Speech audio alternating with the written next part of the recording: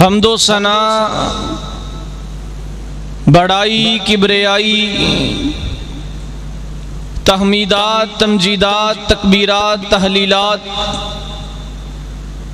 عزت، بزرگی، برتری اور بلندی کے تمام تر کلمات اللہ احکم الحاکمین، مالک العلام، مالک الملک جل و شانہ کی ذات بلند و بالا کے لیے جو بلا شرکت غیر ساری کائنات کا خالق و مالک، حاجت روا، مشکل کشا، داتا دستگیر، غریب نواز، بگڑی بنانے والا، اولادیں دینے والا، بارشیں برسانے والا، نفع اور نقصان کا مالک ہے، جس کے قبضہ قدرت میں کل کائنات ہے، جو چاہے تو پلک جھپکنے سے پہلے ساری کائنات کو تہس نہس کر دے، جو چاہے تو یتیموں کو پیغمبر کر دے، جو چاہے تو مصر کے غلام کو مصر کا بادشاہ کر دے، کوئی اس کے حکم کو ٹالنے والا نہیں، کوئی اس کے سامنے کھڑا ہونے والا نہیں، کوئی اس کے اوپر زور زبردستی کرنے والا نہیں، وہ اکیلا تنے تنہا ساری کائنات کا بادشاہ ہے، ان گنت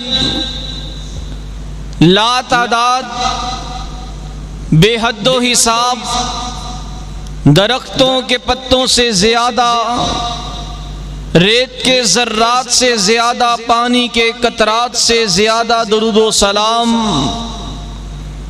امام کائنات، امام الانبیاء، سید الانبیاء، افضل المؤمنین، سید المرسلین، شفیع للمذنبین، رحمت للعالمین، دین خدا کے داعی اعظم، قائد اعظم، امام اعظم، رہبر اعظم، مرشد اعظم، میرے اور آپ کے دلوں کی بہار، سیدی و مرشدی جناب محمد الرسول اللہ صلی اللہ علیہ وآلہ وسلم کی ذات عالی شان پہ لائق تکریم، واجب الاحترام دوستوں، بزرگوں، بھائیوں اور پردہ نشین عزت مآب اسلامی روحانی ماؤں اور بہنوں،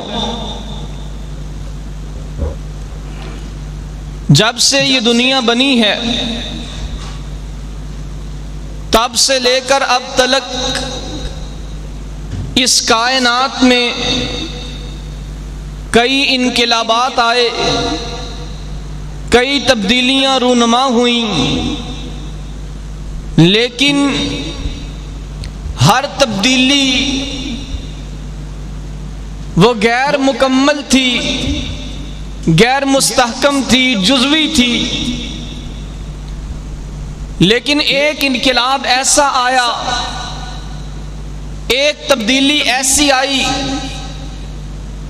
جو کامل بھی تھی، اکمل بھی تھی، مکمل بھی تھی، جو مستحکم تھی، جو تا قیامت تھی۔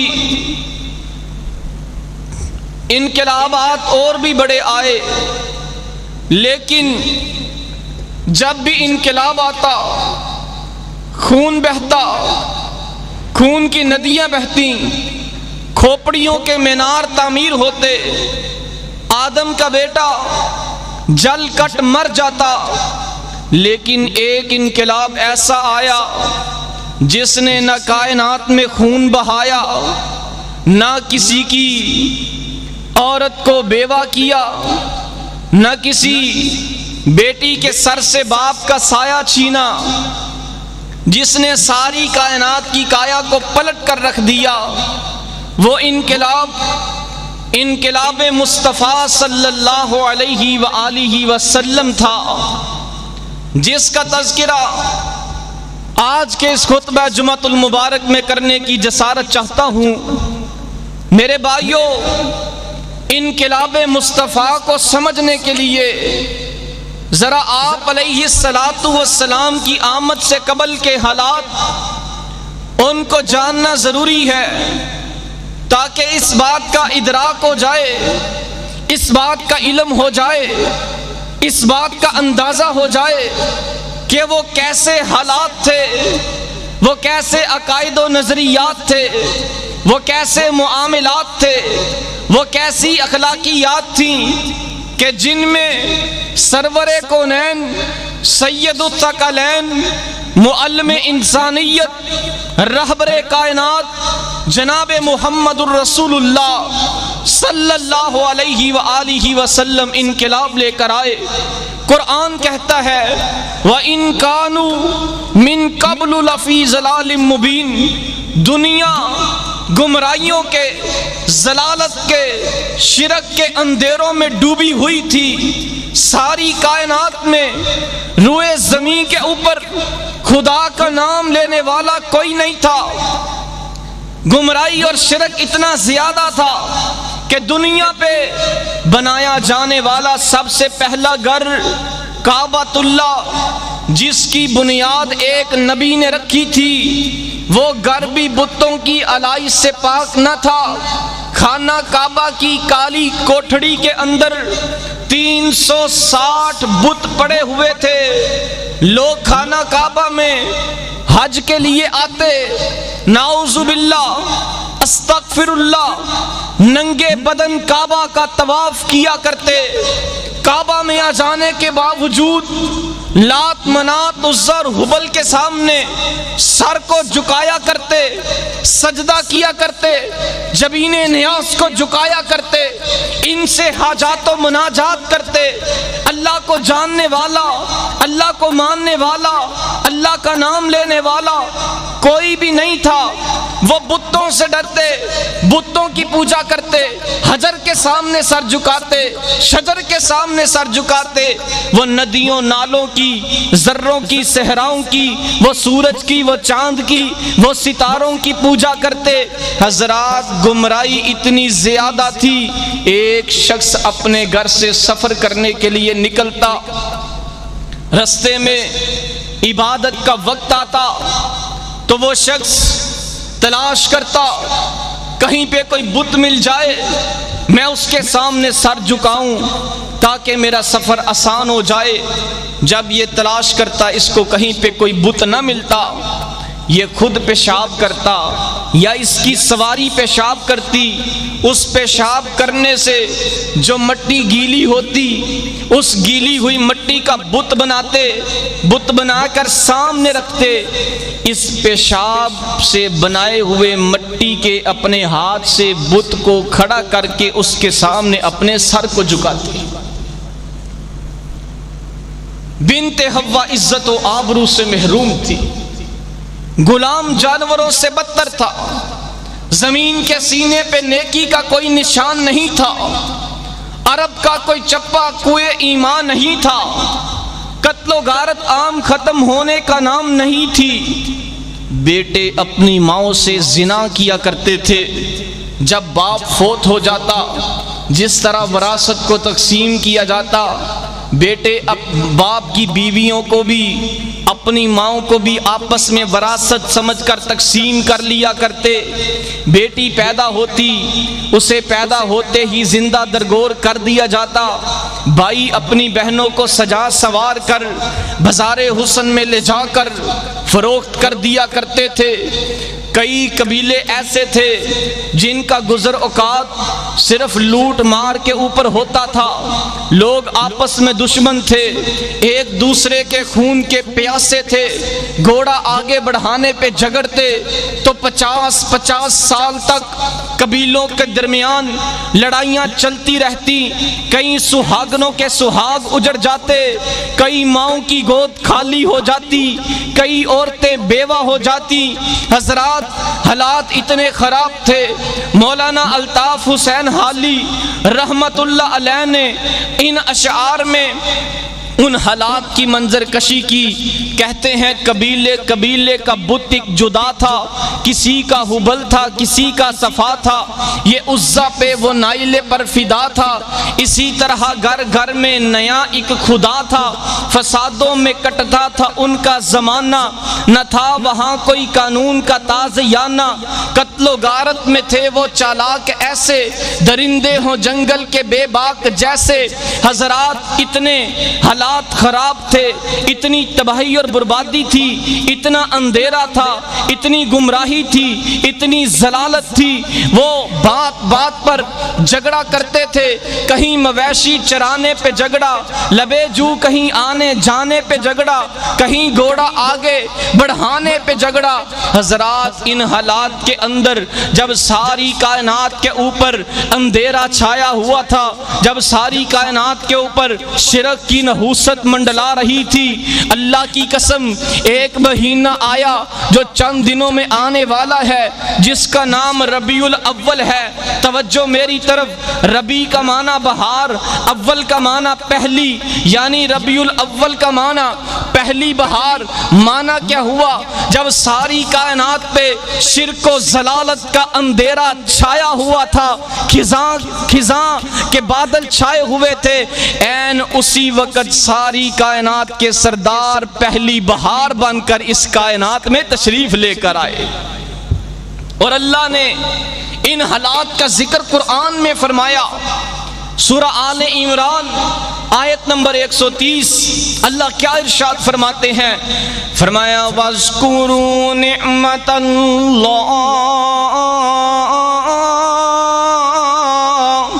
اللہ کی نعمت کو یاد کرو. اللہ تیری نعمت کیا ہے؟ اِذْ كُنْتُمْ أَعْدَاءً فَأَلَّفَ بَيْنَ قُلُوبِكُمْ فَأَصْبَحْتُمْ بِنِعْمَتِهِ إِخْوَانًا وَكُنْتُمْ عَلَى شَفَا حُفْرَةٍ مِّنَ النَّارِ.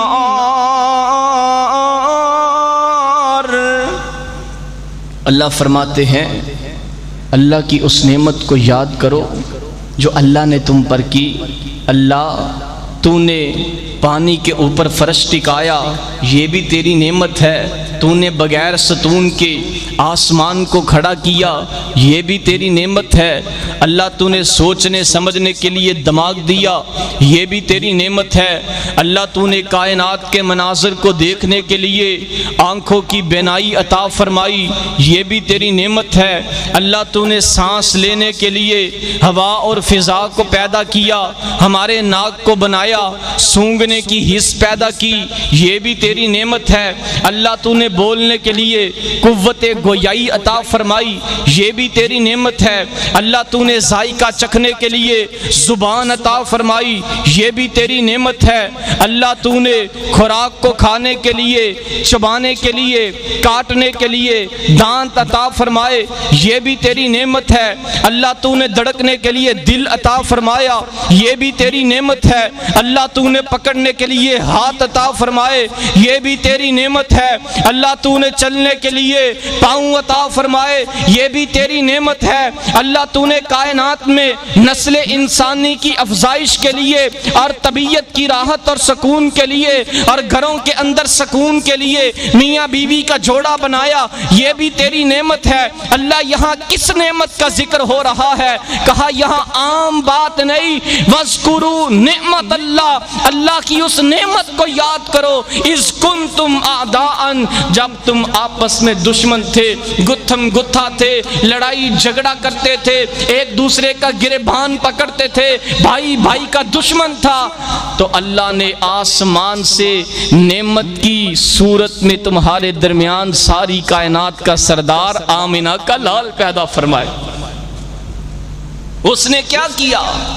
فَأَصْبَحْتُمْ بِنِعْمَتِهِ إِخْوَانًا، اس نے صدیوں کے دشمنوں کو آپس میں بھائی بھائی بنا دیا.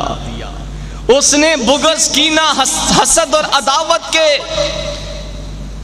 گلاسوں کو صاف کر دیا، دلوں کو آئینے کی طرح شفاف کر دیا.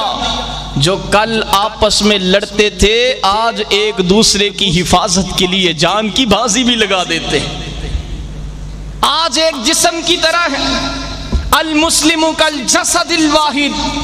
پھر فرمایا یہیں پہ بس نہیں، تمہارے اندر اتنی گمراہی تھی کہ اس گمراہی کے اوپر چلتے ہوئے وَكُنْتُمْ عَلَى شَفَا حُفْرَةٍ مِّنَ النَّارِ، تم جہنم کے عین کنارے پر پہنچ چکے تھے، قریب تھا کہ تم جہنم میں گر جاتے، جہنم کا ایندھن بن جاتے، جل کر بھسم ہو جاتے۔ اللہ نے عین اسی وقت اپنا انعام فرمایا، احسان فرمایا، ساری کائنات کا سردار اللہ نے مبعوث فرما کے لوگوں کو جہنم سے بچا کر جنت کا وارث بنایا۔ یہ ہے اللہ کا احسان، اللہ کی نعمت۔ اور دوسرے مقام پہ کیا ارشاد فرمایا؟ لَقَدْ مَنَّ اللَّهُ عَلَى الْمُؤْمِنِينَ،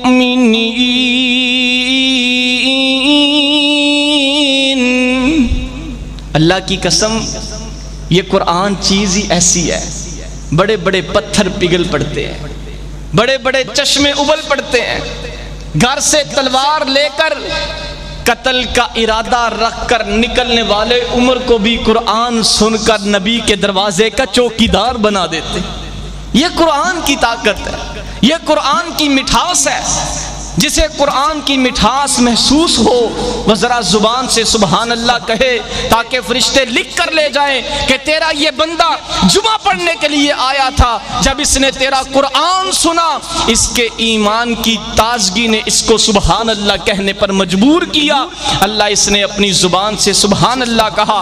لَقَدْ مَنَّ اللَّهُ عَلَى الْمُؤْمِنِينَ،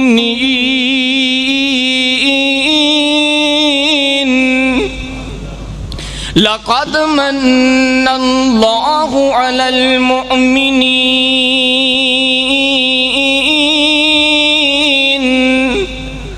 البتہ تحقیق اللہ نے مومنوں پر احسان فرمایا۔ کیا احسان فرمایا؟ اذ بعث فیہم رسولا من انفسہم یتلو علیہم آیاتہ ویزکیہم ویعلمہم الکتاب والحکمہ وَإِن كَانُوا مِن قَبْلُ لَفِي ضَلَالٍ مُبِينٍ۔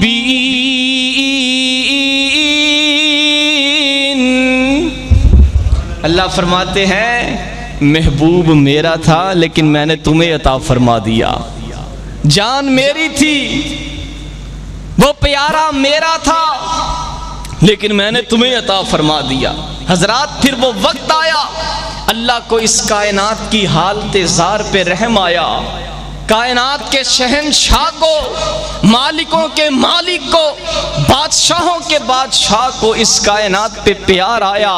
حضرت ابراہیم کی وہ دعا جو انہوں نے صدیوں پہلے کی تھی، جس کا ذکر اللہ نے قرآن میں فرمایا، اس دعا کی قبولیت کا وقت آیا۔ میں ذرا وہ دعا بھی پڑھ دوں کیونکہ اللہ نے وہ قرآن بنا کر مدنی منٹھار کے سینے پہ بھی نازل فرمائی۔ وَإِذْ يَرْفَعُ إِبْرَاهِيمُ القواعد من البيت وإسماعيل ربنا تقبل منا إنك أنت السميع العليم۔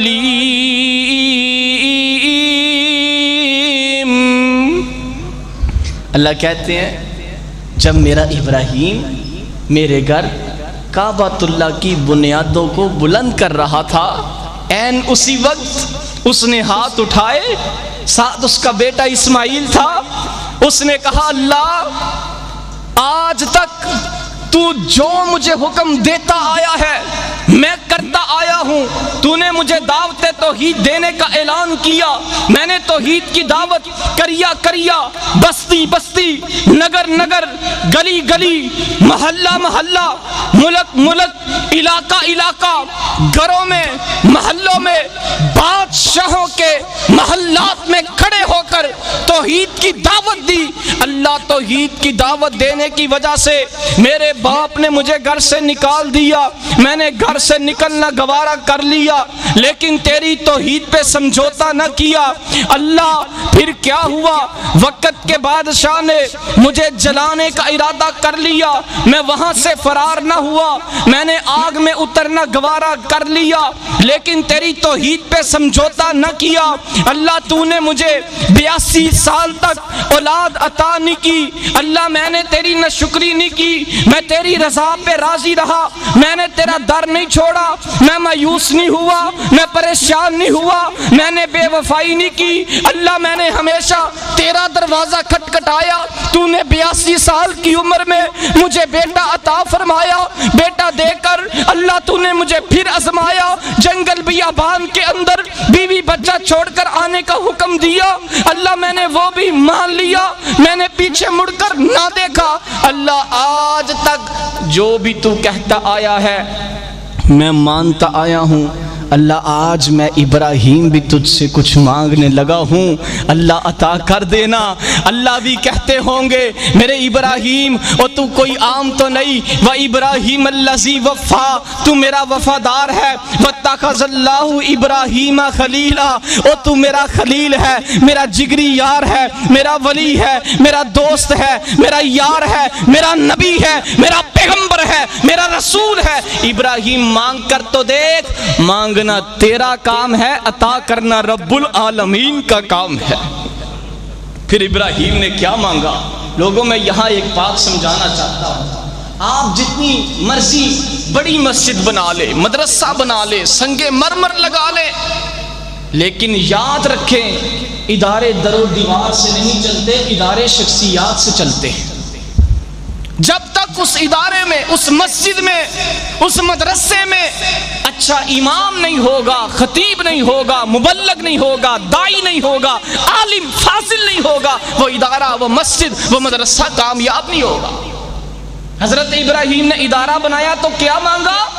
اللہ میں نے ادارہ بنا دیا, مسجد بنا دی, مدرسہ بنا دیا, اللہ اب اس ادارے کا امام بھیج دے, اس ادارے کا امام بھیج دے. ربنا وابعث فیہم رسولا منہم یتلو علیہم آیاتک ویعلمہم الکتاب والحکمہ ویزکیہم انک انت العزیز الحکیم.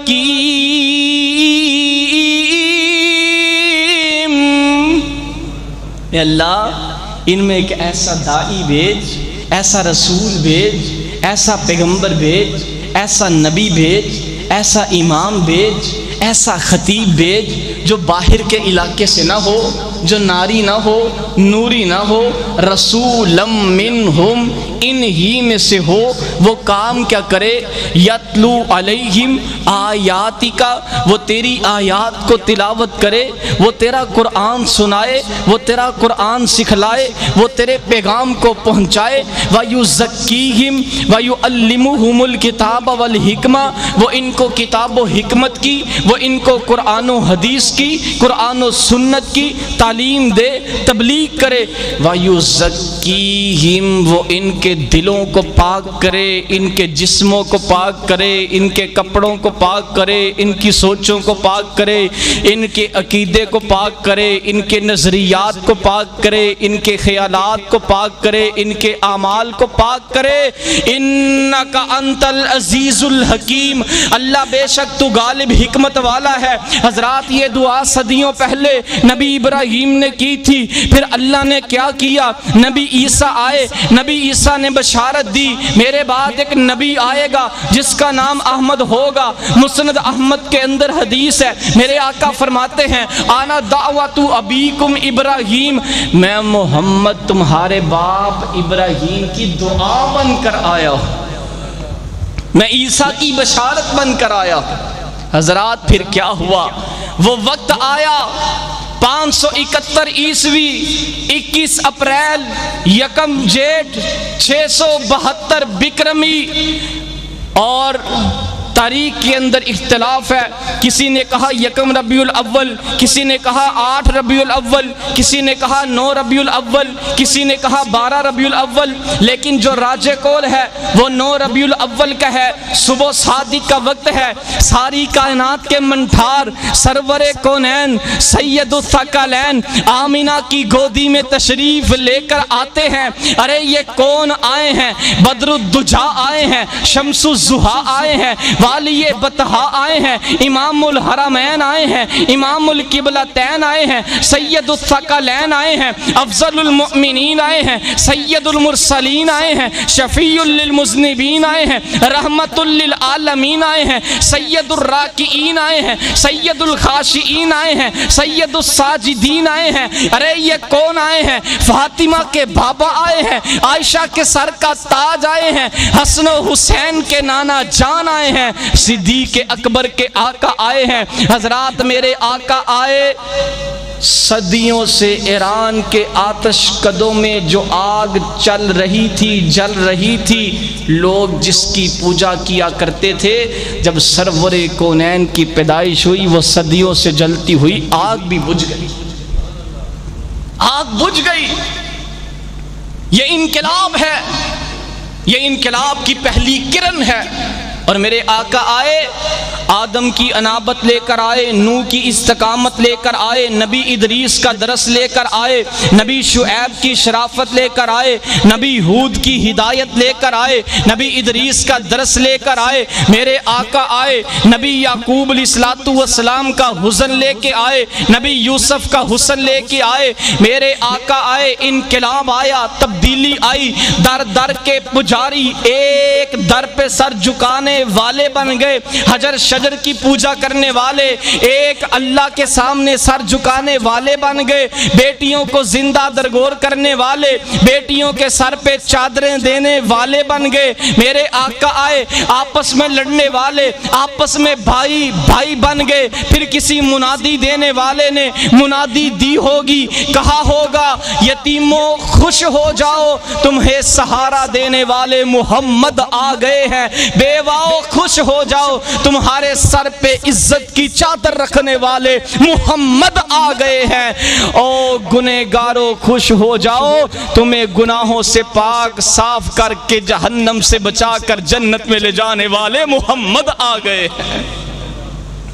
حضور آئے تو سر آفرین چھپا گئی دنیا، اندھیروں سے نکل کر روشنی میں آ گئی دنیا، بجھے چہروں سے زنگ اترا، ستے چہروں پہ نور آیا، حضور آئے تو انسانوں کو جینے کا شعور آیا۔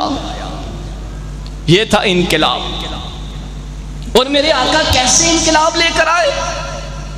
کوئی مار پیٹ نہیں، دنگا و فساد نہیں، قتل و غارت گری نہیں، کوئی آنسو گیس نہیں، کوئی مظاہرے نہیں، کوئی جلوس نہیں۔ کیسے انقلاب لائے؟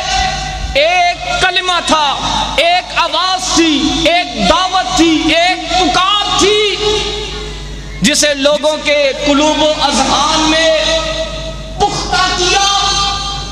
جب اسے پختہ کیا تو وہ کلمہ ہی تبدیلی کا، انقلاب کا سبب بنا۔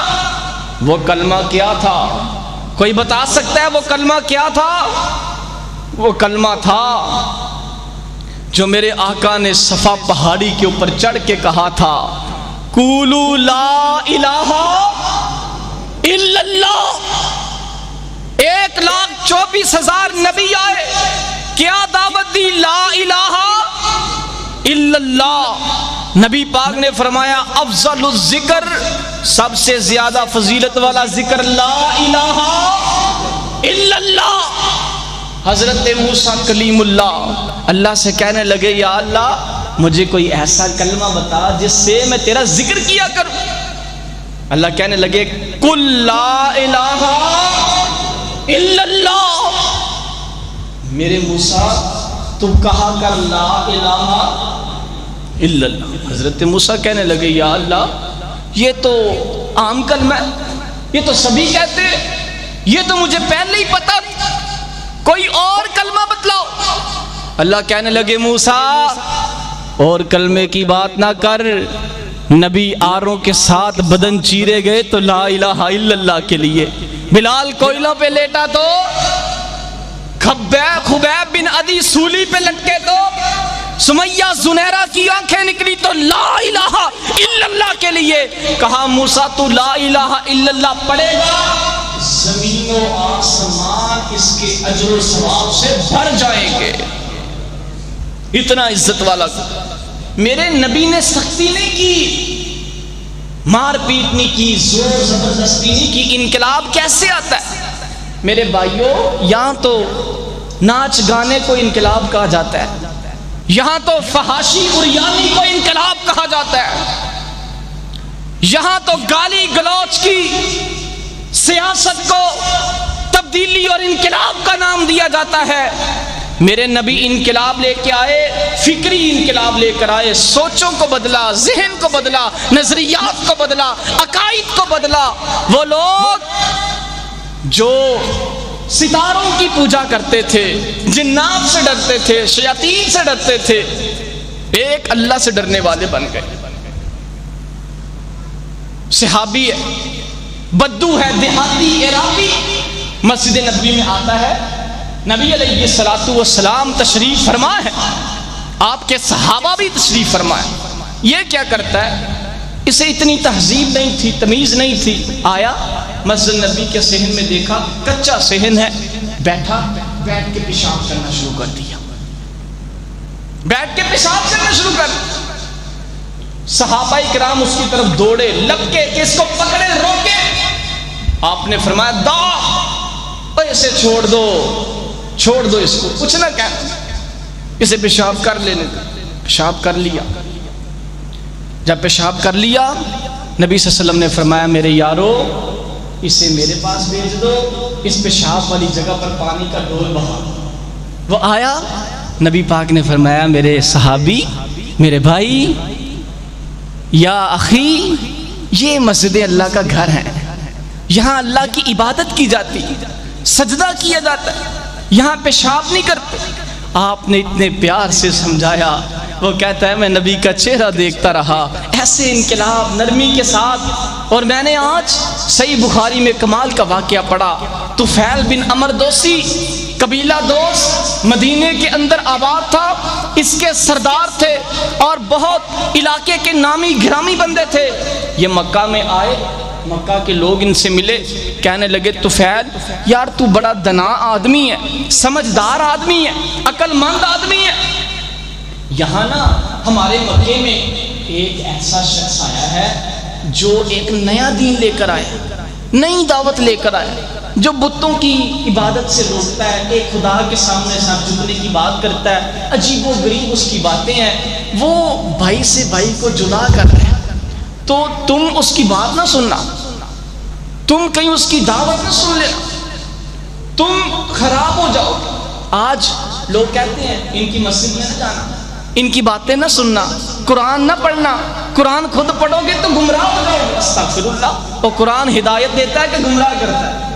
ذالک الکتاب لا ریب فیہ ھدی للمتقین۔ تو بہرحال اس نے کیا کیا، اس نے اپنے کانوں میں روئی لے لی، کانوں میں روئی لے لی کہ میرے کانوں میں محمد رسول اللہ صلی اللہ علیہ وسلم کی کوئی آواز ہی نہ پڑی، میں ان کی بات ہی نہ سنوں۔ اب یہ چلتا چلتا آیا خانہ کعبہ کے، خانہ کعبہ میں صحن میں آیا، دیکھا صاحب قرآن، ساری کائنات کے سردار حضرت محمد صلی اللہ علیہ وسلم نماز پڑھ رہے ہیں۔ کیسی نماز ہوگی، کیسا سجدہ ہوگا آپ کا، نہ زمین نے کبھی اس سے پہلے ایسا سجدہ دیکھا ہوگا، نہ کبھی اس کے بعد دیکھی۔ نبی صلی اللہ علیہ وسلم نماز میں قرآن پڑھ رہے ہیں۔ اب یہ کیا کرتا ہے، اس کے دل میں آتا ہے یار یہ تو اتنا پیارا بندہ ہے، اتنا خوبصورت ہے، اتنا حسین ہے، لگتا نہیں ہے کہ یہ غلط باتیں کرتا ہوگا۔ اس نے کان سے روئی نکالی، کہتا میں دل میں سوچتا ہوں، میں سن لیتا ہوں یہ کیا کہتے ہیں، میں کون سا بیوقوف ہوں جو ایسے ہی ان کی بات مان لوں گا، چلو سنوں تو صحیح کہتے کیا۔ اب اس نے روئی نکالی، جب آمینہ کے لال کی ماں ینطق عن الہویٰ والی زبان سے قرآن کو سنا، اس نے ڈائریکٹ دل پہ اثر کیا۔ ادھر سے نبی نے سلام پھیرا، ادھر سے بارگاہ عالیہ میں حاضر ہوا، کہنے لگا یا رسول اللہ کلمہ پڑھا کے مسلمان کر لیجیے۔ ایسے انقلاب لے کے آئے۔ ایک صحابی آیا، کہنے لگا یا رسول اللہ میں مسلمان ہوتا ہوں، کلمہ پڑھتا ہوں، لیکن مجھے زنا کی عادت ہے، تو مجھے زنا کی اجازت دے دیں، میں کلمہ پڑھ لیتا ہوں۔ اب سوچیں کہ اگر ہمارے ساتھ کوئی بندہ ایسی بات کرے تو ہمارے تیور بدل جائیں گے، ہماری طبیعت میں سختی آ جائے گی، لیکن رسول انقلاب ایسے نہیں، پیغمبر انقلاب ایسے نہیں لے کر آئے۔ نبی صلی اللہ علیہ وسلم نے اسے کہا تو کلمہ پڑھ، اس نے کلمہ پڑھا۔ آپ نے فرمایا زنا کی اجازت چاہیے، کہتا جی۔ آپ نے فرمایا یہ بتا تیرے گھر میں بہن ہے، اس نے کہا ہے۔ آپ نے فرمایا کیا تو پسند کرتا ہے کہ تیری بہن کے ساتھ کوئی زنا کرے، کہتا ہے نہیں۔ آپ نے فرمایا تیرے گھر میں ماں ہے، کہنے لگا ہے۔ آپ نے فرمایا کیا تو پسند کرتا ہے کہ تیری ماں کے ساتھ کوئی زنا کرے، کہتا ہے نہیں۔ آپ نے فرمایا تیرے گھر میں بیٹی ہے، کہتا جی ہے۔ آپ نے فرمایا کیا تو پسند کرتا ہے کوئی تیری بیٹی کے ساتھ زنا کرے، کہتا ہے نہیں۔ آپ نے ارشاد فرمایا پیارے جس کے ساتھ تو زنا کرے گا وہ بھی تو کسی کی بیٹی ہوگی نا، کسی کی بہن ہوگی نا، کسی کی ماں ہوگی نا۔ یہ کہتا ہے یا رسول اللہ میری توبہ، آج کے بعد میں زنا بھی نہیں کروں۔ ایسے انقلاب لے کے آئے میرے نبی۔ اسی طرح ایک صحابی کہنے لگا میں کلمہ پڑھتا ہوں لیکن مجھے جھوٹ بولنے کی عادت ہے، مجھے جھوٹ بولنے کی اجازت دے دیں۔ آپ نے فرمایا جھوٹ بولنے کی اجازت نہیں، کہتا پھر مجھے چوری کرنے کی اجازت دے دیں، مجھے چوری کی عادت۔ آپ نے فرمایا ٹھیک ہے چوری کر لیا کر، لیکن جھوٹ نہیں بولنا۔ اب یہ گیا شام ہوئی، چوری کی، بڑا خوش ہے جی، مسلمان بھی ہیں، مومن بھی ہیں، چور بھی ہیں۔ چوری کی، چوری کر کے جب وہاں سے باہر نکلنے لگا نا تو ذہن میں خیال آیا کہ میں نے تو آج اللہ کے نبی سے وعدہ کیا کہ جھوٹ صبح ہوگی، لوگ پوچھیں گے چوری کس نے کی، مجھ سے پوچھیں گے تو نے کی، تو میں نے تو وعدہ کیا کہ میں نے جھوٹ، جب میں نے جھوٹ ہی نہیں بولنا تو پھر چوری کس کام کی۔ اس نے پھر چوری سے بھی توبہ کر لی اور پکا سچا مسلمان بن گیا۔ یہ تھا میرے مصطفیٰ کا انقلاب۔ آج بھی یہ انقلاب آ سکتا ہے، آج بھی یہ تبدیلی آ سکتی ہے اگر ہم صحیح معنوں میں اپنا رہبر، اپنا رہنما، اپنا مقتدا، اپنا لیڈر، اپنا سربراہ، اپنا سرپرست کسے بنا لے، کسے بنا لے، یک زباں ہو کے بولے کسے بنا لے، حضرت محمد صلی اللہ علیہ وسلم۔ اللہ تعالی ہمیں ان کے نقش قدم پہ چلنے کی توفیق عطا فرمائے۔ وما توفیق الا باللہ العلی العظیم۔